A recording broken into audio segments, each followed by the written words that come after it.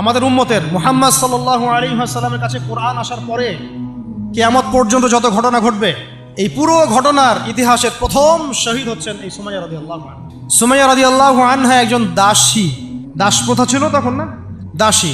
তিনি, তার স্বামীর নাম ইয়াসির রাদিয়াল্লাহু আনহু, তার সন্তানের নাম আম্মার রাদিয়াল্লাহু আনহু। তারা তিনজনই ইসলাম কবুল করেছেন। আর আবু জেহেল, আবু লাহাব, উতবা সাইবার যে দারুন নাদওয়া, মানে ওই সময়কার কাফেরদের পার্লামেন্ট, এখনকার অনেকটা ওই ইয়ার মতো আর কি, বুঝে নেন, কাফেরদের পার্লামেন্ট, ওটার নাম কি? দারুন নাদওয়া। বলেন দারুন নাদওয়া। এটা ছিল ওই মক্কার আবু জেহেলের পার্লামেন্ট। মক্কার আবু জেহেলের পার্লামেন্ট নাম কি? দারুন নাদওয়া। ওখানে সব কিছুর এই শয়তানিগুলার মোজাকারা হইতো আর কি, কথা বুঝতে পারছেন? এখনও কিন্তু দারুন নাদওয়া আছে বিশ্বে, আছে না? এখনকার একটা আধুনিক দারুন নাদওয়া, ঠিক আছে? তো ওইখান থেকে মানে বিল পাস হচ্ছে যে এদেরকে এখন অত্যাচার করতে হবে, নির্যাতন করতে হবে। তো সুমাইয়া রাদিয়াল্লাহু আনহাকে একেবারে শুইয়ে দিয়ে পিটাতে পিটাতে রোদের মধ্যে একদিকে মারা হচ্ছে, আরেকদিকে বলা হচ্ছে যে মুহাম্মদ সাল্লাল্লাহু আলাইহি ওয়াসাল্লামের এই দিনটাকে অস্বীকার করতে হবে। একটু ধৈর্য ধরেন, জাস্ট অল্প কিছু সময়, আমি শেষ করে দিচ্ছি। যে মুহাম্মদ সাল্লাল্লাহু আলাইহি ওয়াসাল্লামের এই দিনটাকে অস্বীকার করতে হবে, না হলে তোমাকে হত্যা করো। সে তো কোনোভাবেই দিন ছাড়তে রাজি নয়। শেষমেশ আবু জেহেল তাকে টিটকারি মেরে বলছিল যে বুঝেছি তুমি আসলে মুহাম্মাদের দিনের স্বার্থে না, বরং মুহাম্মদ সাল্লাল্লাহু আলাইহি ওয়াসাল্লামের সৌন্দর্য দেখে তার মনে হয় আকর্ষণে দিন কবুল করছে। এই কথাটা বলার সাথে সাথে সুমাইয়া রাদিয়াল্লাহু আনহা একদম তীব্র একটা প্রতিবাদ করেছেন, একটা গালি দিয়েছেন, খবিসের বাচ্চা, খবিস, নষ্ট নষ্ট মানুষের সন্তান, নষ্ট, এরকম একটা শব্দ আছে না আমাদের সমাজে, এরকম একটা মারাত্মক, মানে শক্ত একটা কথা বলে ফেলছে ওই সিচুয়েশনে। তো এইটা আবু জেহেলের তখন মানে ইজ্জত লেগে গেছে। তো সে পাশে থাকা একজন ওর মানে সহকারী, তার হাতে একটা বর্ষা ছিল, ওই বর্ষাটা নিয়ে সুমাইয়া রাদিয়াল্লাহু আনহার তলপেট, লজ্জাস্থানের উপরের অংশে বরাবর একেবারে গেঁথে দিছে, এবং এটাতে ফিনকি দিয়ে রক্ত ছোটা শুরু হয়েছে, এবং এতেই তার শাহাদাত হয়ে গেছে। ইসলামের ইতিহাসে আমাদের উম্মতের মুহাম্মদ সাল্লাল্লাহু আলাইহি ওয়াসাল্লামের কাছে কোরআন আসার পরে কিয়ামত পর্যন্ত যত ঘটনা ঘটবে, এই পুরো ঘটনার ইতিহাসের প্রথম শহীদ হচ্ছেন এই সুমাইয়া রাদিয়াল্লাহু আনহা। সর্বপ্রথম রক্ত দিয়ে দিন কায়েমের, রক্ত দিয়ে দিন প্রতিষ্ঠার এই মহাকাব্য রচনা করে গেছেন সুমাইয়া রাদিয়াল্লাহু আনহা। তারা কি দুনিয়ার কোনো স্বার্থে রক্ত দিয়েছিলেন? হ্যাঁ, তারা কি উপদেষ্টা হওয়ার জন্য রক্ত দিয়েছিলেন? তারা কি কোনো রাষ্ট্র ক্ষমতা পাওয়ার জন্য রক্ত দিয়েছিলেন? গনিমত পাওয়ার জন্য? শুধু এক আল্লাহকে রাজি খুশি করার জন্য তারা এই কাজগুলো করেছে। পরবর্তীতে আল্লাহ পাক তাদেরকে গনিমতও দিয়েছেন, রাষ্ট্রও দিয়েছেন, রাষ্ট্র ক্ষমতাও দিয়েছেন, সবই দিয়েছেন। তাদের কারো উদ্দেশ্য ছিল না, তাদের উদ্দেশ্য ছিল দিন প্রতিষ্ঠা করা, দিনকে প্রচার করা, প্রতিষ্ঠা করা, মানুষের মাঝখানে ছড়িয়ে দেওয়া আল্লাহর কালিমা লা ইলাহা ইল্লাল্লাহ মুহাম্মাদুর রাসূলুল্লাহ প্রতিষ্ঠা করা। আমাদের এই অভ্যুত্থানগুলা, বিপ্লবগুলোর যেন নিয়াত ঠিক থাকে, কথাটা বলার উদ্দেশ্য এটাই। অপোজিটে একটা দলিল আপনাকে দিয়ে যাচ্ছে আজকে। খায়বার যুদ্ধ থেকে ফেরার সময় নবী সাল্লাল্লাহু আলাইহি ওয়াসাল্লামের সাথে আরেকটা যুদ্ধ হয়ে গেছে। ইহুদিরা লুকায় ছিল, উৎপেতে ছিল, দূর থেকে তীর নিক্ষেপ করেছে। নবী সাল্লাল্লাহু আলাইহি ওয়াসাল্লাম এবং সাহাবীরা এটাকে প্রোটেক্ট করেছেন। একদিন দুই দিন ওখানে থাকতে হয়েছে। এর মধ্যে একটা তীর এসে আল্লাহ নবী সাল্লাল্লাহু আলাইহি ওয়াসাল্লামের এই যে একটা খাদেম, সম্ভবত তার নাম মিদআম, কি নাম? এই মিদআমের বুকে এসে লাগে এবং সে মারা যায়। সাহাবীরা বলতে থাকেন যে সে কত সৌভাগ্যবান, নবীর খাদেম ছিল, শহীদ হয়ে গেল। নবীজি বলছেন না, বরং আমি ওকে জাহান্নামে দেখতেছি, নাউযুবিল্লাহ। তখন সাহাবীরা অবাক হয়ে জিজ্ঞাসা করলেন যে এটার পিছনে কারণ কি? নবী সাল্লাল্লাহু আলাইহি ওয়াসাল্লাম বলেন, খায়বার যুদ্ধের গনিমত থেকে একটা চাদর না বলে নিয়েছিল এই কারণে। খায়বার যুদ্ধের গনিমত থেকে একটা চাদর না বলে নেয়ার কারণে এই অবস্থা হয়েছে। তখন অন্য অনেকেই কিছু কিছু করে জিনিস সামনে আনা শুরু করলেন, এমনকি মেসওয়াক, হ্যাঁ, কাপড়, ছোট ছোট একটা গাছের ডাল, যারা একটা মেসওয়াকও নিয়েছে হয়তো না বলে, তারাও জমা দেওয়া শুরু করল। নবীজি বললেন এটা ছিল জাহান্নামের অংশ। এটা কি ছিল? জাহান্নামের অংশ। এখন বলেন, তাহলে যদি গন্তব্য উদ্দেশ্য আল্লাহ সন্তুষ্টি না হয়, তাহলে অনেক সময় অনেক ত্যাগেরও মূল্য পাওয়া যায় না। পক্ষান্তরে আরেকটা দলিল নিয়ে নেন, উহুদের মাঠের। একজন ইহুদি এসেছে সকালবেলা যুদ্ধ করতে। কে?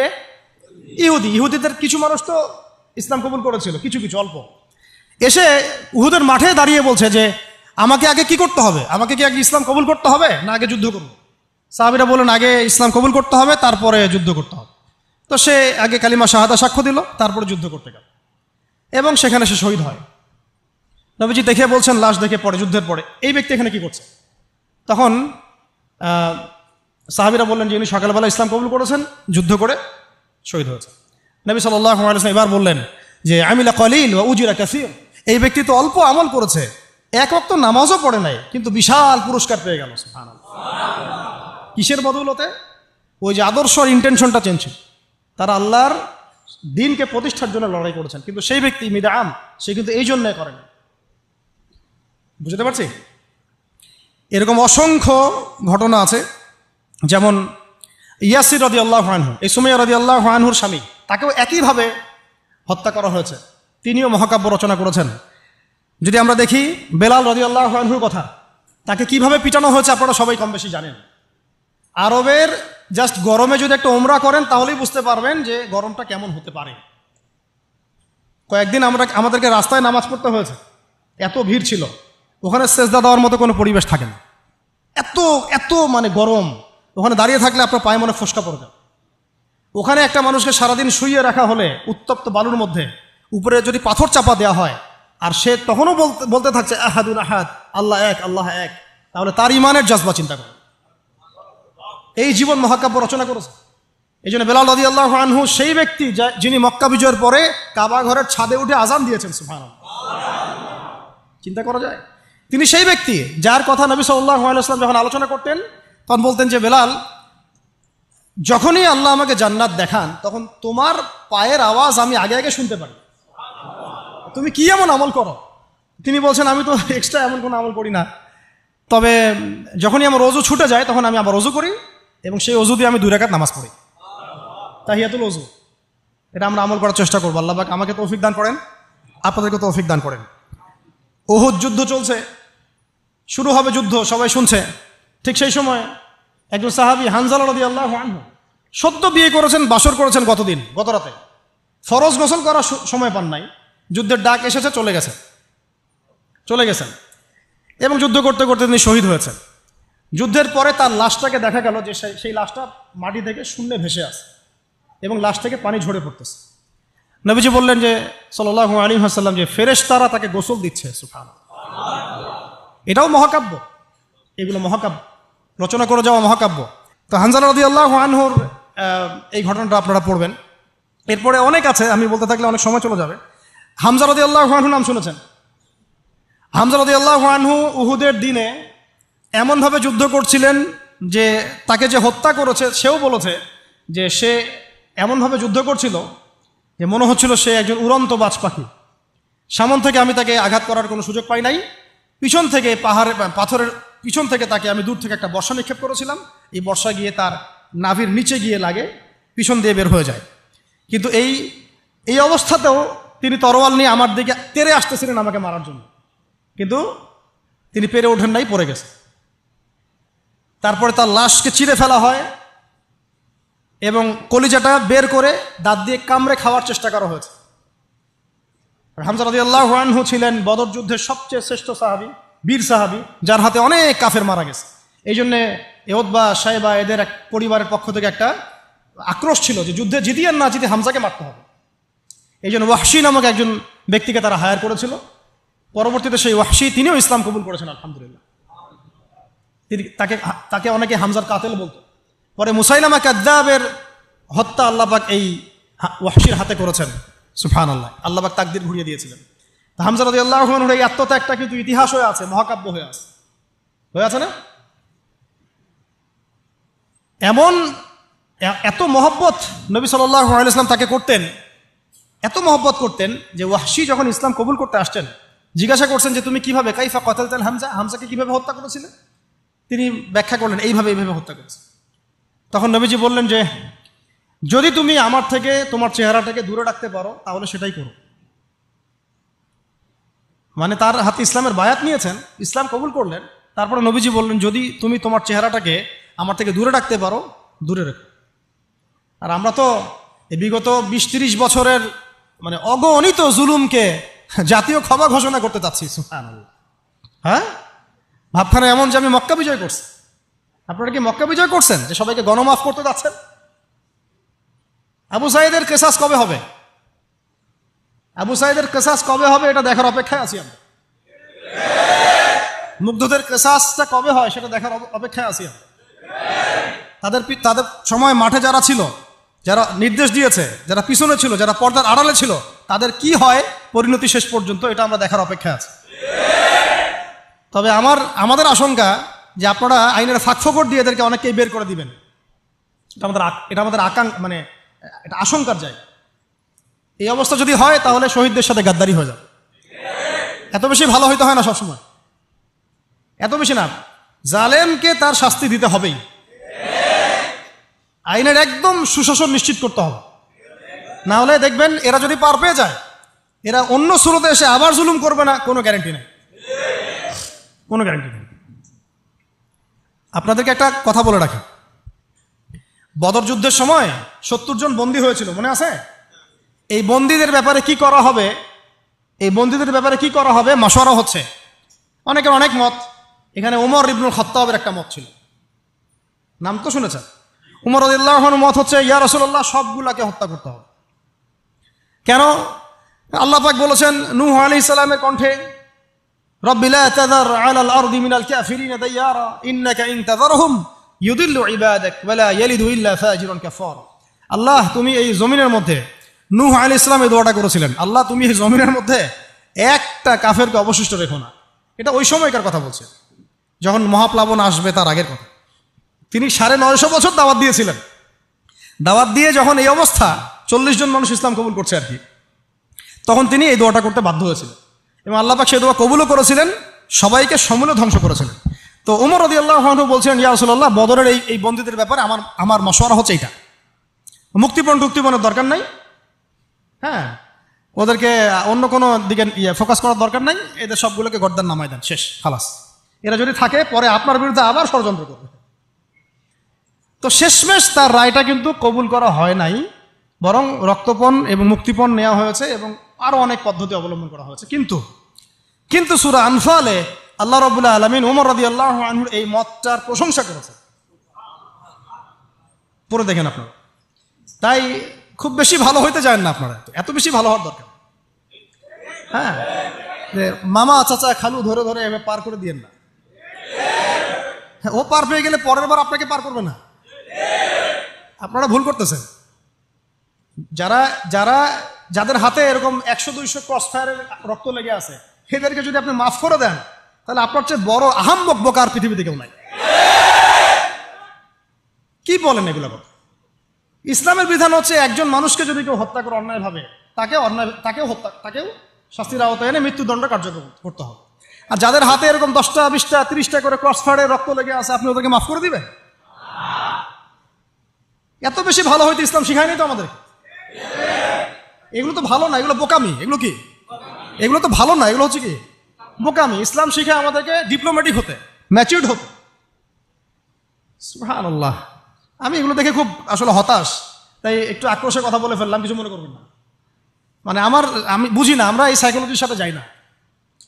একজন ব্যক্তি যদি 10টা মানুষকে এভাবে নির্মমভাবে খুন করতে পারে, জবাই করে দিতে পারে, আপনারা তো জানেন না বিষয়গুলো। মানে একটা রুমে গিয়ে একদম বেধর পিঠে একজনকে হাত পা ভেঙে দিয়ে পরের পাশের রুমে এসে ভিডিও গেমস খেলতেছে, পাবজি ভিডিও গেমস খেলতেছে। তো এই মানুষগুলোকে আপনি যদি মাফ করে দেন, তাহলে তো আসলেই বলবো যে আপনার চেয়ে বড় আহাম্মক আর গর্ধপ আর কি বলবো, কি শব্দ ইউজ করবো, আপনার চেয়ে মানে জাতীয় প্রতারক আর কেউ নাই। আপনাদের মানে যদি এরকম কেউ করেন, তাহলে জাতির রিপ্রেজেন্টেটিভ হওয়ার যোগ্যতাই নেই আপনাদের। আমার কথা মাইন্ড করেন না, আমি কিন্তু খোলামেলা কথা বলে দিলাম। কারণ এখন সব কথা কিছু কথা খোলামেলা আপনাদেরকে বলতে হবে, না হলে অনেক কথা ইনসাফ হবে না। ইনসাফ করতে হবে। আল্লাহ পাক আমাদেরকে বড় তৌফিক দান করেন। আর 2-4টা বলে শেষ করছি। আপনাদেরকে একজন সাহাবীর নাম বলি, তালহা রাদিয়াল্লাহু আনহু। কি নাম? উহুদ যুদ্ধের দিন আল্লাহ নবী সাল্লাল্লাহু আলাইহি ওয়াসাল্লাম কিন্তু একটু বিপর্যয়ের মধ্যে পড়েছিলেন, মনে আছে? চারদিক থেকে তাকে আক্রমণ করা হয়েছে। খালিদ বিন ওয়ালিদ তখন তিনি মুসলিম হন নাই, এসে আক্রমণ করেছেন, পিছন থেকে সাহাবীদেরকে আক্রমণ করেছেন। অনেক সাহাবী শহীদ হয়েছেন। আর নবী সাল্লাল্লাহু আলাইহি ওয়াসাল্লামের কাছেও প্রায় 11 জনের মতো আছেন, বাকি সবাই ছত্রভঙ্গ হয়ে গেছেন আর কি। তো ছত্রভঙ্গ হয়ে যাওয়ার সময় মাত্র 2 জন সাহাবী ছিলেন মুহাজির, আর বাকি 9 জন ছিলেন আনসার। তো একে একে আনসার সাহাবীরা শহীদ হতে লাগলেন। আর 2 জন মুহাজির সাহাবীর মধ্যে একজন সাদ বিন আবি ওয়াক্কাস, একজন হচ্ছেন তালহা বিন উবাইদুল্লাহ রাদিয়াল্লাহু আনহু। সাদ রাদিয়াল্লাহু আনহু তীর ছুটছেন। আল্লাহ নবী সাল্লাল্লাহু আলাইহি ওয়াসাল্লাম তাকে লক্ষ্য করে বলছেন, হে সাদ, আমার পিতামাতা তোমার প্রতি কুরবান হয়ে যাক, তুমি তীর ছুঁড়ো। সুবহানাল্লাহ। সাহাবীরা সবাই বলতেন, ইয়া রাসূলুল্লাহ, আপনার জন্য আমার পিতামাতা কুরবান হোক। আর আল্লাহ নবীজি নিজে বলেছেন, হে সাদ, তোমার জন্য আমার পিতামাতা কুরবান হোক। এই একমাত্র সাহাবী যিনি ইসলামের ইতিহাসে প্রথম তীর নিক্ষেপ করেছিলেন, সাদ বিন আবি ওয়াক্কাস রাদিয়াল্লাহু আনহু। আর তালহা রাদিয়াল্লাহু আনহু তরোয়াল চালাচ্ছিলেন। বলা হচ্ছে, ইতিহাসের পাতায় এসেছে, সিরাতের পাতায় এসেছে যে তার গায়ে, মানে তালহা রাদিয়াল্লাহু আনহুর গায়ে তখন প্রায় 40 থেকে 50টা আঘাতের চিহ্ন লেগেছে বর্ষার তীরের তরোয়াল। এই অবস্থায় তিনি নবী সাল্লাল্লাহু আলাইহি ওয়াসাল্লামকে কাঁধে উঠিয়ে উহুদ পাহাড়ের একটা পার্শ্বদেশ দিয়ে উপরে উঠিয়ে সেফ একটা জায়গায় নিয়ে রেখে দিয়েছিলেন। নবীজি বলেছেন, তোমরা যদি কোনো জীবন্ত শহীদকে দেখতে চাও তাহলে তালহাকে দেখো। এগুলো হচ্ছে সত্যিকারের মহাকাব্য। এগুলো কি সত্যিকারের চিরস্থায়ী মহাকাব্য। আপনারা যদি এই একজন সাহাবী সাদ বিন মুআজ, তার নাম শোনেন, দেখবেন খন্দকের যুদ্ধে তিনি মহাকাব্য রচনা করেছেন। খন্দকের যুদ্ধে একটা ক্রুশিয়াল অবস্থা ছিল, সেই সময় তিনি সামনে আগ বাড়িয়ে যুদ্ধ করতে গিয়ে তার হাতের মধ্যে তীর লাগে। এই তীরটা ছিঁড়তে গিয়ে তার হাতের ভ্যানটা ছিঁড়ে যায়, রক্তটা ছিঁড়ে যায় বের করতে গিয়ে। তো এই অবস্থায় আস্তে আস্তে তার শাহাদাত হয়েছে। কিন্তু শাহাদাতের আগে তিনি আল্লাহর কাছে দোয়া করেছিলেন, আল্লাহ, যদি কুরাইশদের সাথে আরো কোনো যুদ্ধ বাকি থাকে আমাকে তাহলে জীবিত রেখো। এবং তার শাহাদাতের সময় তিনি বলছেন, এরপর থেকে ইসলামের উপর তারা আর আক্রমণ করতে পারবে না, কারণ আমি এমন দোয়া করেছিলাম যে আল্লাহ, যদি কুরাইশদের সাথে আরো কোনো যুদ্ধ বাকি থেকে থাকে আমাকে জীবিত রেখো। তার আগ মুহূর্তে তিনি বনু কুরাইজার যে গাদ্দারি, বেঈমানি, ওই বেঈমানির শাস্তি দিয়ে তিনি দুনিয়া থেকে বিদায় নিয়েছেন। সাদ বিন মুআজ, যার জানাজায় নবীজি বলেছেন, যার জানাজার সালাতে 70,000 ফেরেশতা শরীক হয়েছে। এগুলো মহাকাব্য। আপনারা যদি আরো সামনে যান, আপনারা মুতার যুদ্ধের ঘটনা পাবেন। এই কয়েকটা বলে শেষ করছি। এটা বলতে গেলে আসলে আমি নিজেকে ধরে রাখতে পারি না, আর ধরে রাখার মতো আসলে অবস্থাও না। ইসলামের ইতিহাসের সবচাইতে মর্মান্তিক যুদ্ধ হচ্ছে মুতার যুদ্ধ। সবচেয়ে মর্মান্তিক। বদর, উহুদ, খন্দক, খায়বার যত যুদ্ধ আছে এগুলো যুদ্ধ অনেক বড় মাপের। মুতার যুদ্ধের প্রেক্ষাপট এবং সিচুয়েশনটা সম্পূর্ণ ডিফারেন্ট ছিল। এখানে আপনাদেরকে আমি 3 জন শ্রেষ্ঠ বীরের মহাকাব্য শোনাচ্ছি। কয়জন? 3 জন শ্রেষ্ঠ বীর পুরুষের মহাকাব্য। নবী সাল্লাল্লাহু আলাইহি ওয়াসাল্লাম একজন সাহাবীকে পাঠালেন, তার নাম হচ্ছে হারিস বিন উবাইদা। কি নাম বলেন? হারিস বিন উবাইদা, তুমি এই চিঠিটা নিয়ে যাও। এটা তো মদিনা রাষ্ট্র কায়েম হওয়ার পরের কথা, একদম নবম হিজরতের 8ম বছরের দিকের কথা আর কি। তখন ততদিন হুদাইবিয়ার সন্ধিও হয়ে গেছে এবং কাজা উমরা আদায় হয়ে গেছে এবং খায়বার যুদ্ধ জয় হয়ে গেছে। খায়বারের পরের কথা এটা আর কি, যে হারিস বিন উবাইদা, তুমি এই চিঠিটা নিয়ে যাও, ওই রোমকদের কাছে যাবা। তখন তো সুপার পাওয়ার 2টা, রোমানরা এবং পার্সিয়ানরা। তো এখনকার ওই যে এই কন্টিনেন্টের ন্যাটো আর ওই কন্টিনেন্টের চায়না রাশিয়ার মতো আর কি, যেতে পারতেছে। তো সে গেল ওখানে। সুরাহবিল আল গাসানি একজন শাসক ছিলেন ওইখানকার সিরিয়ার। তো সে ওই চিঠিটা দেখে বলতেছে যে আচ্ছা ঠিক আছে, বসো, দেখি কি করা যায়। চিঠিতে লিখে আছে, ইসলাম কবুল করেন, আল্লাহ পাক শান্তি বর্ষণ করবেন, আসলিম তাসলিম। ওই যে নবী সাল্লাল্লাহু আলাইহি ওয়াসাল্লাম চিঠি আছে না একটা রাষ্ট্রপ্রধানদের কাছে, তো সে চিঠি পড়ে উদ্ধত আচরণ। আমি এখানকার আমির, আমাকে ওই মক্কার মেষপালকরা চিঠি পাঠায়, ভাবতে এরকম। তো কে চিঠি নিয়ে আসছে? যে হারিস বিন উবাইদা। আচ্ছা, ওকে বসাও। হারিস বিন উবাইদা রাদিয়াল্লাহু আনহুকে, রাষ্ট্রদূত কিন্তু তিনি, রাষ্ট্রদূতকে তারা নির্মমভাবে হত্যা করল। কথা বুঝতে পারছেন? এবার নবী সাল্লাল্লাহু আলাইহি ওয়াসাল্লামের কাছে খবর যখন আসছে রাষ্ট্রদূতকে হত্যা করেছে। আমার সাহাবীকে, কয়জন সাহাবীকে হত্যা করেছে? 10 জন, 20 জন, 100 জন না একজন সাহাবীকে হত্যা করার প্রতিশোধ নেওয়ার জন্য নবী সাল্লাল্লাহু আলাইহি ওয়াসাল্লাম 3000 বাহিনীর একটা জিহাদি কাফেলা তৈরি করলেন। 3000 বাহিনী কাফেলায় তিনি নিজে নেতৃত্ব না দিয়ে বললেন যে এই কাফেলার নেতৃত্ব দিবে আমার প্রিয় ভাজন, তাকে তার পালক পুত্র বলা হতো এক সময়, যায়েদ ইবনে হারেসা রাদিয়াল্লাহু আনহু। কোন যায়েদ?